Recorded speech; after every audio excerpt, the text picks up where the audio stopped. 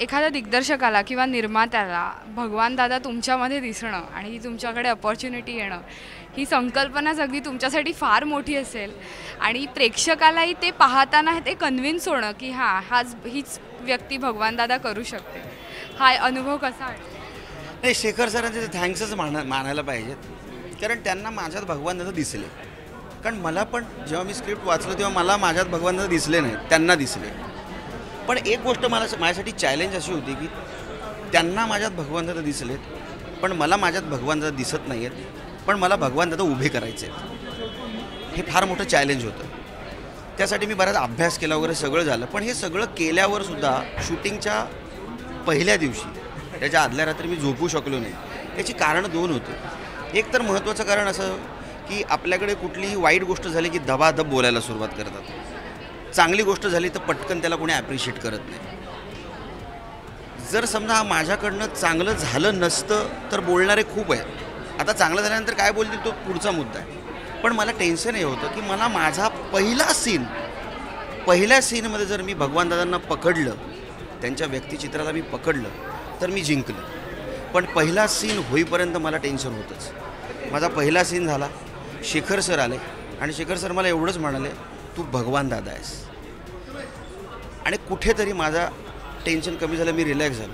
त्याच्यानंतर संध्याकाळी आमचे निर्माते आले, त्यांनी मला मिठी मारली आणि म्हणाले, भगवान दादा आप भगवान दादा ही हो आणि माझा कुठेही चॉईस चुकलेला नाही आहे, अब लढो. तेव्हा मला प्रचंड आणि पूर्ण कॉन्फिडन्स आला की नाही, आता मला भगवान दादाची कुठलीही गोष्ट मी करू शकतो. अर्थात हे सगळं त्यांच्या आशीर्वादाशिवाय होणार नव्हतं.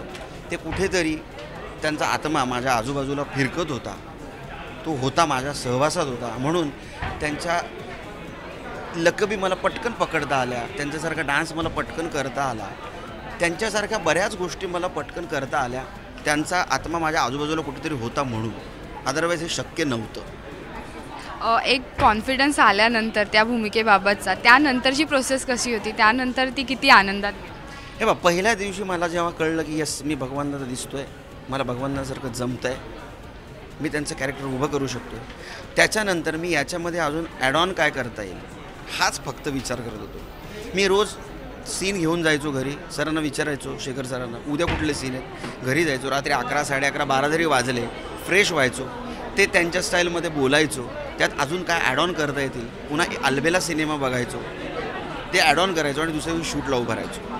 असं मी 37 दिवस केलं आणि मला असं वाटतं की या 37 दिवसाची मेहनत जी आहे ही आजचा टीझर बघून फलद्रूप झालेली असं मला वाटतं.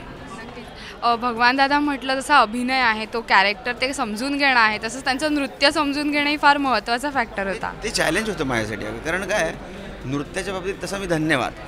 मला सगळे माझे मित्र पण म्हणायचे, को आर्टिस्ट पण म्हणायचे, मंगेश डान्स शिक यार, डान्स शिक. पण मी फार लक्ष नाही द्यायचो त्याच्याकडे. पण जेव्हा मला भगवान दादांच्या 2 गाण्यांवर, पूर्ण गाण्यांवर डान्स करायची वेळ आली तेव्हा मी खूप टेन्शनमध्ये होतो. पण म्हणतात ना की एखादी व्यक्ती आपल्या मागे असेल, ती कुठल्या ना कुठल्या रूपाने, तिचे जर वेव्ज असतील तर ते सगळं करेक्ट होत जातं.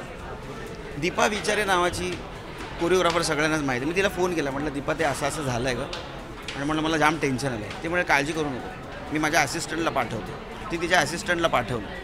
तिच्या असिस्टंटनी माझे डान्स स्टेप बघितले आणि म्हणाले, दादा तुम्ही अजिबात काळजी करू नका, तुम्ही भगवान दादांसारखंच नाचता. त्याच्यानंतर आमचा जो स्टॅनली कोरिओग्राफर होता, तो स्टॅनली आणि त्याचा असिस्टंट सदा, या दोघांनी माझ्यावर प्रचंड मेहनत घेतली. सगळ्यात महत्त्वाची गोष्ट होती, मला कुठे डॉमिनेट करत नव्हते. सर नहीं आ रहा है आपको, सर ये ऐसा नहीं, असं अजिबात करत नव्हते. तर सर यही है, इसमें थोड़ा ये करना है, सर ये ऐसा ही है, सिर्फ इसमें ये करना है. असं करून त्यांनी ते दोन्ही गाणी माझ्याकडनं करून घेतली आणि ती सहज झाली. ती केवळ भगवान दादांच्या वरनं आलेल्या आशीर्वादामुळे. नक्कीच आपण यापुढे बोलूही. सध्या टीझरच आहे, तोपर्यंत thank you so much and all the best. Thank you very much. Thank you.